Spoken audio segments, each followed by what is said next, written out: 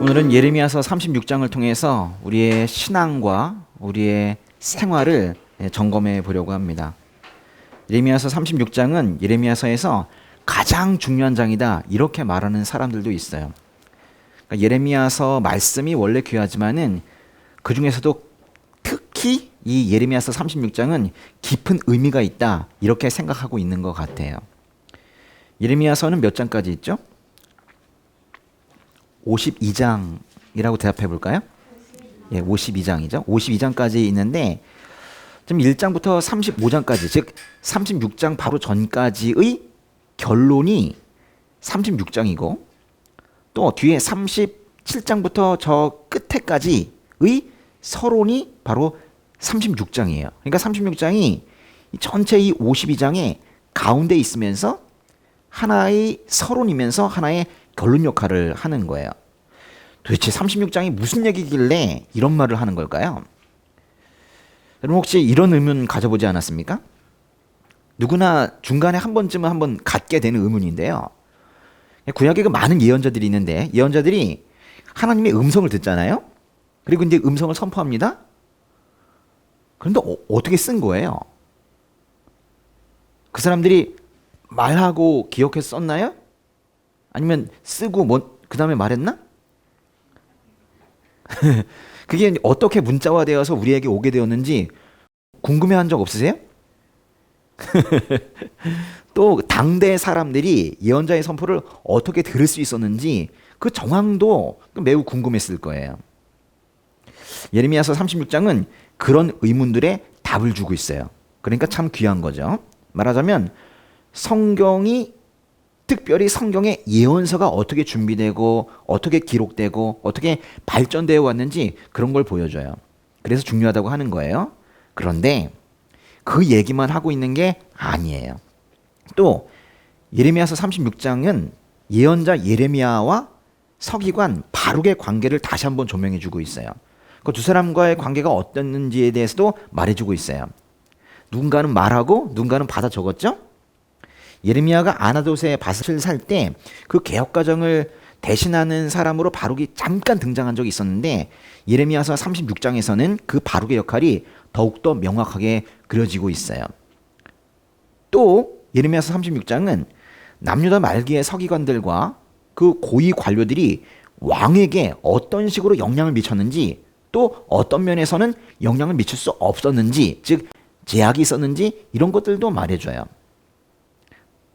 또 예레미야서 36장은 왜 이스라엘이 회개하기를 끝내 포기하고 사실 저버리고 그런 기회를 저버리고 하나님께서 가지 말라고 하는 길, 더 이상 돌아올 수 없는 길로 가게 되었는지 그거를 36장에서 말해줘요. 그래서 중요하다고 하는 것 같아요. 특별히 하나님의 말씀을 버렸기 때문에 무엇 때문에? 하나님의 말씀을 버렸기 때문에 다시는 돌아올 수 없는 길로 갔다라는 것을 예레미야서 36장이 말해주고 있어요. 하나님께서 거기로 가지 마라 하는 길로 갔다가는 최종적인 심판에 이른다는 것을 여기서 말해주고 있는 거예요. 예레미야서 36장은 예레미야가 하나님의 말씀을 기록하는 이야기로 시작이 됩니다. 차차 보시겠지만은 남유다의 여호야김 왕이 하나님의 말씀이 기록된 그 두루마리 책을 중간에 찢어요. 그래서 예레미야가 다시 쓰거든요. 예레미야가 하나님의 말씀을 기록하는 것이 앞쪽에 있어요. 보세요. 맨 앞에 예레미야가 하나님의 말씀을 기록하는 것이 36장의 앞을 차지하고 있고 맨 끝에 다시 그것을 기록하는 이야기로 마무리되고 있어요. 그럼 중간은 무슨 얘기냐? 예레미야가 말씀을 기록한 것뿐만이 아니라 사실 그것을 적은 사람은 바룩인데 바룩이 그것을 사람들에게 읽어줍니다. 처음에는 백성들이 그 말씀을 들어요. 바룩이 읽어주니까 들었겠죠. 그 다음에는 관료들, 고위 관료들이 그 다음에 들어요. 그 다음에는 드디어 최고의 통치자 왕이 들어요. 요 사이에 말씀 기록 얘기가 있는 거예요. 36장 참 재밌게 생겼네요.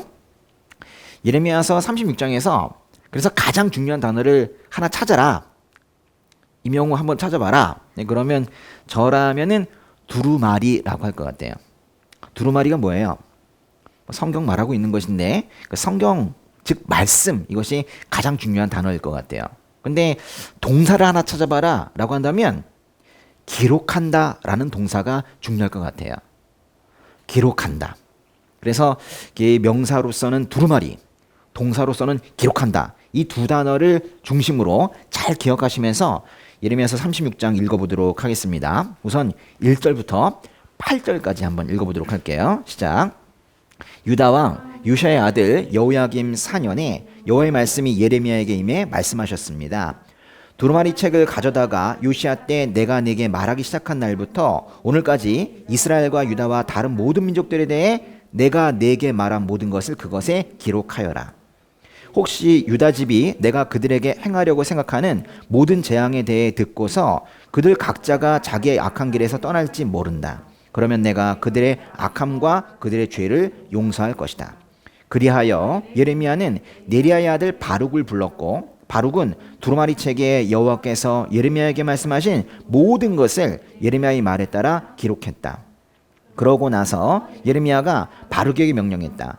나는 지금 감금당해 여호와의 성전에 올라갈 수 없으니 네가 올라가서 내 말에 따라 내가 기록한 두루마리 책에 있는 여호와의 말씀을 금식하는 날 여호와의 집에서 백성이 듣는 가운데 읽어주어라. 여러 성읍들에서 온 모든 유다 백성이 듣는 데서도 그것들을 읽어주어라. 혹시 그들이 여호와 앞에서 간구하며 각자 자기의 악한 길에서 떠날지 모른다. 이는 여호와께서 이 백성을 향해 선포하신 그분의 노여움과 분노가 컸기 때문이다. 네리야의 아들 바룩이 예언자 예레미야가 명령한 모든 것을 실행해 여호와의 성전에서 여호와의 말씀의 책을 읽었다. 36장의 1절은 이렇게 시작을 해요.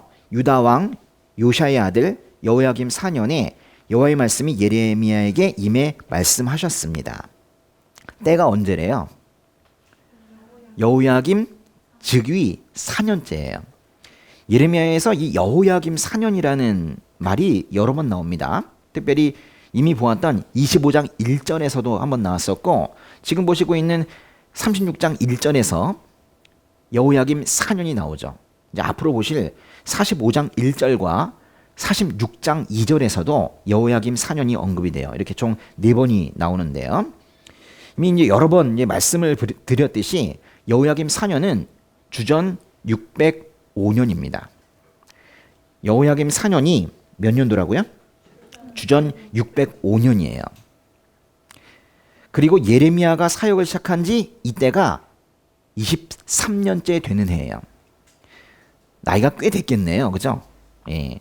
이 해는 바벨론이 그 망해가는 아시리아를 갈그미스라는 곳에서 완전히 물리쳐서 근동 지역에 짱이 되는 그런 해이기도 하고 또 바벨론이 1차로 예루살렘을 공격해서 많은 사람들을 잡아간 그 다음 해이기도 해요. 이렇게 여러 가지 의미가 주전 605년 즉 여호야김 4년에 들어가 있는 거예요. 질문, 여호야김의 아버지가 누구예요? 맞아요, 요시야예요.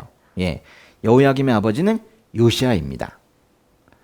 남유다에서 종교 개혁을 마지막으로 했던 그 왕, 그게 바로 요시야죠. 이때 이 불꽃이 살았어야 했는데 그때 그 불꽃이 잠깐 피었다가 죽었죠. 그리고 남유다도 결국 멸망하고 말았는데요. 요시야가 20대 초에 종교 개혁을 시작을 했어요. 거의 비슷한 시기에 또한 20대 초인 예레미야도 그 사역을 시작을 했습니다. 그러니까 아주 어린 나이에 둘 다 왕 예언자로 시작을 한 거예요. 그런데 그 요시야 왕이 그 무깃도라는 전투에서 석연치 않은 이유로 죽어요. 그리고 여호아스가 왕이 됐다가 금방 내려오고 그 다음을 거쳐 여호야김이 왕이 되고 또 바벨론이라는 곳은 점점 더 커져서 뭐 근동의 짱이 되고 하는 이런 모습들을 예레미야는 다 본 거예요.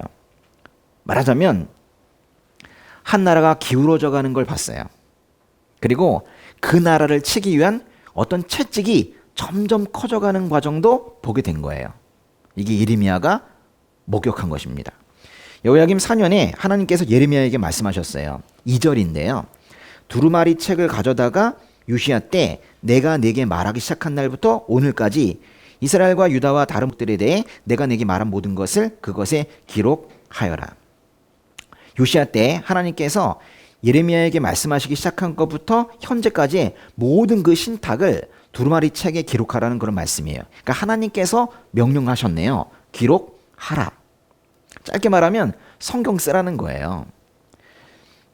참 이 기록이야말로 그 시대를 건너서 세대를 지나서 하나님의 말씀이 이 후대에 전해질 수 있는 그 유일한 방법이에요. 여호야김 4년에 하나님께서 예레미야에게 기록하라고 말씀하셨을 때 예레미야는 그 기록하라는 그 하나님의 말씀이 얼마나 무게감이 있는지를 알았을 거예요. 아, 기록하라고 하시는구나. 여태까지는 선포하러 가시고 성전에 가서 설교하라고 하시고 그랬었는데 이제는 기록하라고 하시는구나. 이때만 적용되는 게 아닌 얘기구나. 기록하라고 하시는구나. 때가 됐구나. 이 기록을 남유다 백성들이 받아들여야 되는데, 그리고 언젠가에 누군가도, 그 후대의 누군가도 받아들여야 하는데, 이런 생각을 예레미야가 한 거예요. 그러니까 선포하라는 명령과 이 기록하라는 명령은 사뭇 다른 거예요. 기록하라는 명령은 상당히 무거운 명령입니다. 3절을 보시면은 하나님께서 남유다 백성에게 마지막 기회를 주시는 걸 볼 수 있어요. 3절은 다분히 조건적인데요. 남유다 백성들이 악한 길에서 떠나면, 죄짓지 않으면 하나님께서 그들의 악함과 죄를 용서하실 것이다 라고 약속하세요. 다른 뭐 어려운 얘기도 아니에요. 죄짓지 않으면 용서해 줄게 라고 말씀하세요. 용서. 예레미야가 이 말을 듣고는 얼마나 흥분했을까요? 내 민족, 내 나라 사랑합니다. 주어가 없네요. 예레미야도 내 민족, 내 나라를 사랑했어요. 그런 예레미야에게 하나님께서 한 번 더 마지막으로 최종적으로 기회를 한 번 더 준다. 이 얘기를 듣고서는 정말 끝인 줄 알았거든요. 그냥 다시는 기회가 없는 줄 알았거든요. 근데 기회가 마지막으로 한 번 더 있으니 기록한 걸 보고 그들이 회개하도록 하라 라는 이 기회가 있으니, 야, 이것이 얼마나 예레미야의 가슴을 흥분시켰겠어요. 막 날아갈 듯이 기쁜 그런 일이었습니다. 그래서 예레미야가 급히 자신의 서기관인 바룩을 불러요. 바룩! 응? 얼마나 기쁘겠어요. 그게 4절과 5절입니다. 예레미야는 바룩을 불렀고 바룩은 두루마리 책에 하나님께서 예레미야에게 말씀하신 것을 모두 기록했어요. 그런데 꼭 바룩이 필요했나요? 그러니까 즉 받아 적는 사람이 필요한가요? 예레미야가 직접 기록할 수는 없었을까요? 제가 생각하기에는 뭐 하려면 할 수도 있었을 거예요. 예, 왜냐하면 예레미야서 51장 60절을 보면은 그 바벨론의 올 재앙을 예레미야가 직접 기록했다는 그런 말씀이 있습니다. 그러니까 예레미야가 하려면 하지만 뭔가 더 효율적이고 뭔가 예레미야가 직접 뭔가를 작성하기에는 지금 힘든 부분이 있었나 봅니다. 5절 보면은 예레미야의 손발이 묶여 있는 걸 볼 수 있어요. 예레미야는 지금은 감금당해서 성전에 올라갈 수가 없어요. 그래서 바룩에게 써서 올라가라 이렇게 말한 거거든요. 아마도 예레미야가 성전에서 설교할 때마다 참 독하게 했죠. 이 나라가 망한다 이런 혹독한 메시지를 전했기 때문에 성전 출입이 금지됐을 거예요. 그런데 예레미야는 자신 대신 바룩을 보내서 백성들에게 두루마리 책에 있는 하나님의 말씀을 읽어주게 합니다. 그 당시에 두루마리의 내용은 지금의 예레미야서처럼 이렇게 길지는 않았을 거예요. 바룩이 뭔가 큰 소리를 내어서 읽을 수 있는 정도의 길이었을 겁니다. 당시 사용되던 두루마리는 이런 종이는 아니었을 거고요. 파피루스라는 것이었어요. 길이는 보통 9m였고 둘둘 말리는 건데요. 폭이 한 30cm 정도 되는 뭐 그런 파피루스였을 거예요. 이 두루마리는 나무 막대기에 말려 있었기 때문에 바룩이 두루마리 책을 쭉 읽어가는 동안에 한쪽은 풀리고 한쪽은 말리고 뭐 이렇겠죠?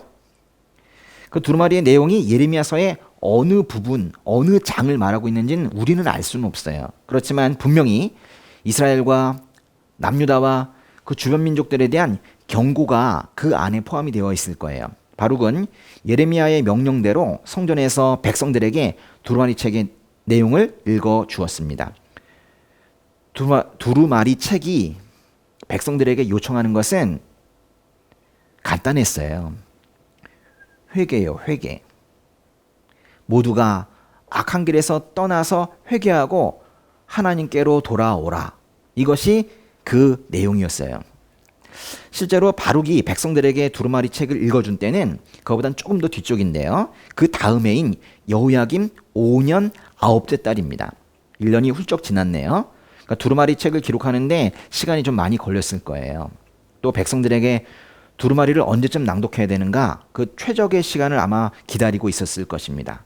백성들은 그 바룩이 읽어주는 두루마리 책의 내용을 읽고 그 메시지를 받아들였을까요? 계속 읽어보도록 하겠습니다. 9절부터 14절입니다. 시작. 유다 왕 요시야의 아들 여호야김 5년 9째 달에 예루살렘에 있는 모든 백성과 유다 여러 성읍에서 예루살렘으로 온 모든 백성들에게 여호와 앞에서 금식이 선포됐다. 그때 바룩이 여호와의 성전 새 문 입구 위쪽 뜰에 있는 사반의 아들 서기관 그마랴의 방에서 모든 백성이 듣도록 그 책에 기록된 예레미야의 말들을 읽었다. 사반의 손자 그마랴의 아들 미가야가 그 책에 기록된 여호와의 말씀들을 모두 듣고는 왕의 집으로 내려가 서기관의 방으로 갔다. 보라, 그곳에는 모든 관료들 곧 서기관 엘리사마, 스마의 아들 들라야, 악볼의 아들 엘라단, 사반의 아들 그마랴, 하나냐의 아들 시드기야와 다른 모든 관료들이 앉아 있었다. 바룩이 백성이 듣는 데서 책을 읽어줄 때 그가 들은 모든 말을 미가야가 그들에게 알려주었다. 그러자 모든 관료들이 구시의 증손 셀레마의 손자 느다냐의 아들 여후디를 바룩에게 보내 말했다. 내가 백성이 듣는 데서 읽어준 그 두루마리를 갖고 오너라. 그리하여 네랴의 아들 바룩이 두루마리를 그의 손에 갖고 그들에게로 갔다. 9절 보겠습니다. 9절을 보시면은 여호야김 5년 9째 달에 모든 백성에게 금식이 선포됐대요. 왜 금식이 선포됐는지 성경은 말하고 있지 않지만은 분명히 나라가 위기에 처한 거예요.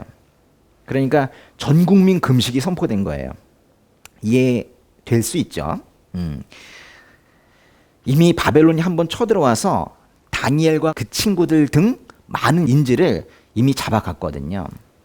나라가 위기인 거예요. 그래서 전 국민 금식이 선포된 겁니다.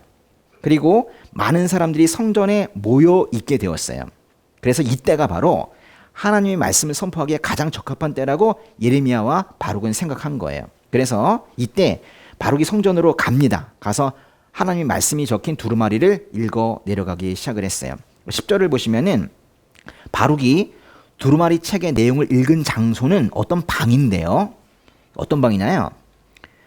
여호와의 성전 새 문 입구 위쪽 뜰에 있는 사반의 아들 서기관 그마랴의 방이네요.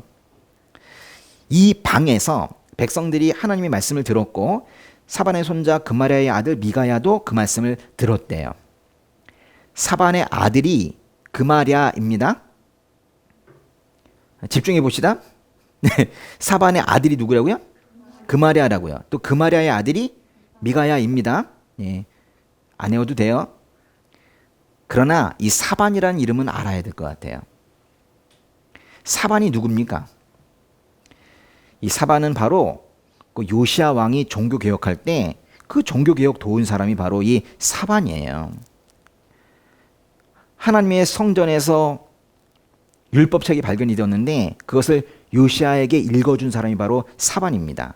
좀 쉬운 말로 한다면 왕에게 성경 말씀을 읽어줘서 왕의 신앙을 키워준 사람이 사반이라고요. 바룩은 지금 그 사반의 아들의 방에서 말씀을 선포했고 사반의 손자가 그 말씀을 들은 거예요. 사반의 집안은 대대로 하나님을 경외했고 예언자들을 관대하게 대해왔던 그런 집안이에요. 그래서 바룩이 그 방에서도 말씀을 선포할 수 있었던 거예요. 그런데 이 방에서 말씀을 들었던 사람들은 거의 대부분이 일반 백성들이었지만 이 방에서 선포된 말씀은 남유다의 고위 관료들의 귀에도 들어가게 된 거예요. 아마도 바룩은 그것까지 염두에 두고 이 방에서 말씀을 선포했을 거예요. 15절부터 19절까지 한번 읽어보도록 하겠습니다. 그들이 바룩에게 말했다. 앉아서 우리가 듣는 데서 그것을 읽어보아라. 그리하여 바룩은 그들에게 그것을 읽어주었다. 그들이 이 모든 말씀을 들었을 때 그들이 두려워하며 서로 쳐다보고서 바룩에게 말했다. 우리가 이 모든 말씀을 왕께 알려야겠다. 그리고 그들이 바룩에게 물었다. 이 모든 것을 내가 어떻게 썼는지 말해보아라. 예레미야가 그것을 입으로 말했느냐? 바룩이 그들에게 대답했다. 그가 이 모든 말을 내게 말하고 내가 책에 잉크로 기록했습니다. 그러자 관료들이 바룩에게 말했다. 너와 예레미야는 가서 숨어 있어라. 아마도 너희가 어디 있는지 알지 못하게 하여라. 지금 읽으신 그 각 절에서 그들이라는 말이 나오는데 그들이라는 것은 남유다의 높으신 관리들, 고위 관료들을 말하는 거예요.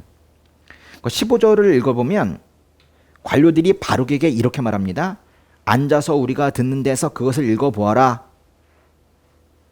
관료들이 바룩을 비교적 친절하게 대하고 있어요. 그런데 바룩이 두루마리 책의 메시지를 그들에게 모두 읽어주었을 때 그 고위 관료들은 두려움에 휩싸였어요.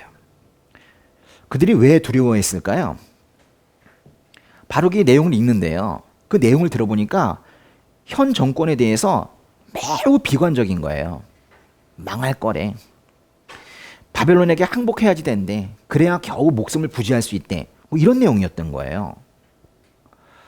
이걸 그대로 만약에 왕에게 전달한다면 바룩과 예레미야는 죽음을 면하기 어려웠을 것으로 봤기 때문에 그래서 사람들이 두려움에 휩싸인 거예요. 비록 관료들은 그 포악한 왕 여호야김을 왕으로 모시고는 있지만 이 관료들은 그래도 예언자를 통한 그 하나님의 말씀에는 귀를 기울이고 있었어요. 그들은 왕에게 이 메시지를 알리기 전에 바룩에게 예레미야와 함께 숨어 있어라 이렇게 조언을 했어요. 그러니까 지금까지 상황을 보면 백성들과 고위 관료들은 바룩이 대신해서 읽은 그 메시지를 듣기는 했습니다. 그렇죠? 물론 그 백성들과 관료들이 그 들은 메시지에 순종했는지 또는 안 했는지에 대해서는 의문이에요. 그건 알 수 없지만 최소한 듣기까지는 한 거예요. 이제 그 메시지가 여호야김 왕에게로 전달이 됩니다. 20절부터 26절까지 읽어볼게요. 시작.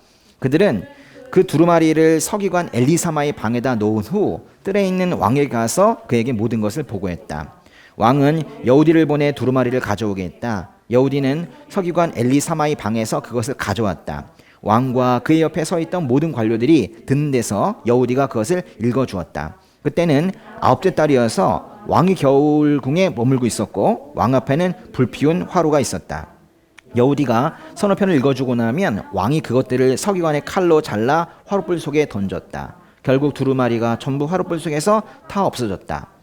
왕이나 왕의 신하들은 이 모든 말씀을 듣고서 두려워하지도 자기 옷을 찢지도 않았다. 엘라단과 들라야와 그마랴가 왕께 두루마리를 태우지 말라고 간청해도 그는 그들의 말에 귀 기울이지 않았다. 대신에 왕은 왕의 아들 여라무엘과 아스리의 아들 스라야와 압디의 아들 셀라마에게 명령해 서기관 바룩과 예언자 예레미야를 붙잡도록 했다. 그러나 여호와께서 그들을 숨겨 놓으셨다. 20절을 보시면은 관료들은 두루마리를 누군가의 방에다 놓아놓고 그리고 왕에게 가서 왕에게 그 두루마리에 대한 것을 보고했어요. 두루마리를 왜 가져가지 않았는지는 뭐 알 수 없습니다. 그런데 여호야김 왕은 그 말을 다 듣고는 여후디라는 사람을 보내서 그 두루마리를 가져오게 했고 여후디가 그것을 읽어주었어요. 때는 겨울이래요. 그래서 왕이 불피운 화로 근처에 앉아 있었어요. 여후디가 왕 앞에서 예레미야서입니다. 예레미야서의 일부를 읽어주고 나면 왕이 그것들을 서기관의 칼로 잘라서 화롯불 속에 던졌어요. 결국 두루마리가 화롯불 속에 모두 다 없어져 버렸습니다. 참 심각한 그런 장면이네요. 이거는 예언자의 메시지를 아주 차갑게 냉랭하게 그렇게 거부한 거예요. 사실은 뭐 예언자 메시지를 거부했다기보다는 하나님께서 남유다를 심판하실 것이라는 그 경고를 아예 무시한 거죠. 말씀을 받아들이지 않은 겁니다. 말씀을 수용하지 않은 거예요. 마치 하나님께 할 테면 해보라 뭐 이런 식인 거예요. 여우디가 말씀을 읽어줄 때마다 그것을 칼로 조각조각 잘라서 태웠다는 것은 하나님의 말씀을 하나하나 반박한 거예요. 이것은 그야말로 하나님의 말씀에 정면으로 도전하는 것이고 고의적으로 반항하는 그런 것이었습니다. 24절을 보시면은 왕과 그 신하들은 말씀을 듣고도 두려워하지 않았고 자기 옷을 찢지도 않았대요. 열왕기 하를 보면요, 종교 개혁을 했던 요시야 왕은 하나님의 말씀을 듣고는 자기 옷을 찢었거든요. 회개한 거예요. 그러나 여호야김과 그의 신하들은 자기 옷을 찢는 대신 하나님의 말씀을 찢었어요. 이거는 하나님의 말씀을 듣고도 전혀 회개하지 않는 죄인들의 그 냉담한 양심을 표현하고 있는 거예요. 로마서 2장 5절에 보면 그대의 고집과 회개하지 않는 마음 때문에 그대는 진노의 날, 곧 하나님의 의로운 심판이 나타날 그날에 그대에게 임할 진노를 쌓고 있습니다. 라는 말씀이 있는데 이게 곧 여호야김 왕과 그 신하들의 마음이었던 거예요. 여호야김 왕은 예레미야와 바룩을 붙잡도록 사람들을 보냈지만 예레미야와 바룩을 잡을 수 없었어요. 왜 잡을 수 없었어요? 누가 보호하셨대요? 하나님께서 보호하셨다고 했죠. 하나님께서 그들을, 즉 예레미야와 바룩을 얼마나 소중하게 여기고 계셨는지 우리가 말씀을 통해서 볼 수 있는 거예요. 26절을 보세요. 여호와께서 그들을 숨겨 놓으셨다 이랬잖아요.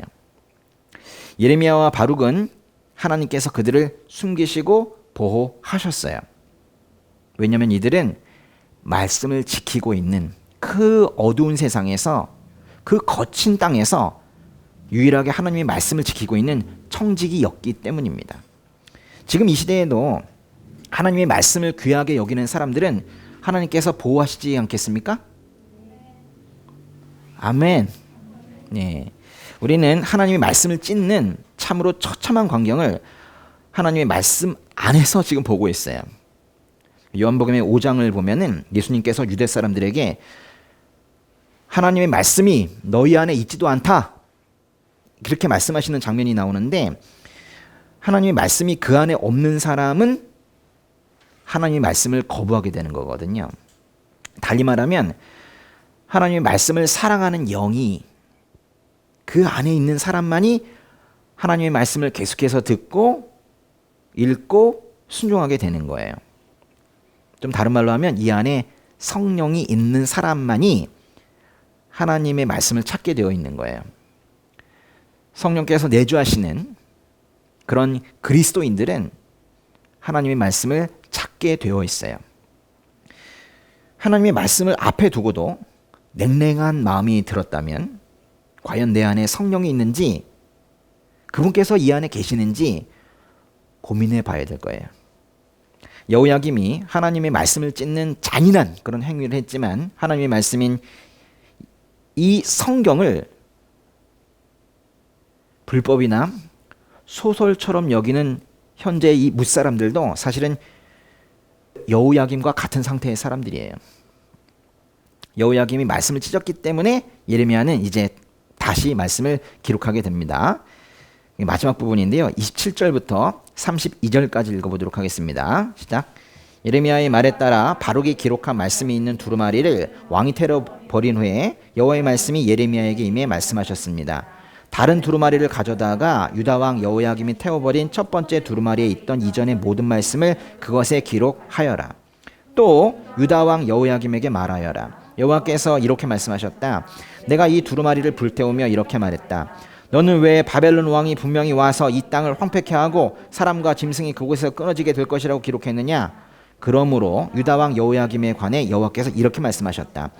여호야김에게서 다윗의 보좌에 앉을 사람이 없을 것이다. 그의 시체가 던져져 낮의 열기와 밤의 서리에 노출될 것이다. 내가 그들의 죄악으로 인해 그와 그의 자식들과 그의 신하들을 처벌할 것이다.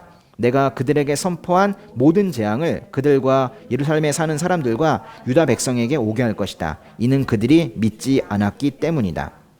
그리하여 예레미야는 다른 두루마리를 가져다가 느려야 아들 서기관 바룩에게 주었다. 바룩은 그 두루마리에 유다 왕 여호야김이 불로 태워버린 책에 있던 모든 말씀을 예레미야가 말하는 대로 기록했다. 그 외에도 많은 비슷한 말씀이 더해졌다. 27절을 보시면 두루마리를 왕이 태워버렸다고 했어요. 28절을 보시면 유다 왕 여호야김이 두루마리를 태웠다고 했어요. 29절을 보시면 여호야김이 두루마리를 불태우며 말했다고 했어요. 이렇게 여호야김 왕이 말씀을 불태운 사건을 3번이나 언급하는 것은 여호야김의 죄가 그만큼 컸기 때문이에요. 어디 감히 말씀을 잘라서 화롯불에 넣어요. 오늘 말씀드리려고 하는 것은 이렇게 여호야김처럼 하나님의 말씀을 함부로 대하는 자가 이 땅, 하나님께서 창조하신 이 땅에서 온전하게 살 수 없다는 거예요. 하나님의 말씀을 함부로 대하는 자는 이 땅에서 제대로 살 수가 없다고요. 여호야김은 두루마리에 기록된 말씀 파괴했지만 눈에 보기에는 그런 것 같이 보이지만 사실 진짜 하나님의 말씀은 파괴할 수 없었죠.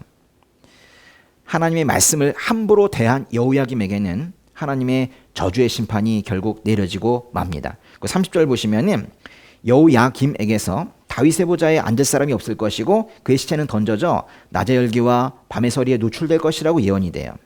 근데 그도 그럴 것이 여호야김 다음이 누구예요? 여호야김 다음으로 왕이 되는 사람은 그 아들 여호야긴인데 겨우 3개월 왕이었거든요. 그리고는 바벨론으로 끌려가서 죽었어요. 그리고는 그 다음에 왕이 된 사람은 오히려 여호야긴의 삼촌, 여호야김의 형제이긴 한데 여호야긴의 삼촌이 시드기야가 마지막 남유다의 왕이 되었죠. 즉 여호야김 계열에서는 더 이상 왕이 나오지 못하고 대가 끊긴 거예요. 여호야김, 여호야긴 그리고 끝났으니까요. 그리고 이제 성경에는 사실 이분이 기록되어 있지는 않지만은 여호야김은 암살당했다고 전해집니다. 그걸 생각해 보면 여호야김의 시체가 던져져서 낮의 열기와 밤의 서리에 노출될 것이다 라는 이 말씀도 사실 성취된 거예요. 32절을 보시면은 예레미야는 다른 두루마리를 가져다가 바룩에게 주었고 바룩은 불로 태워진 그 모든 말씀을 예레미야가 말하는 대로 다시 기록했대요. 그리고 그 외에도 많은 비슷한 말씀이 더해졌습니다.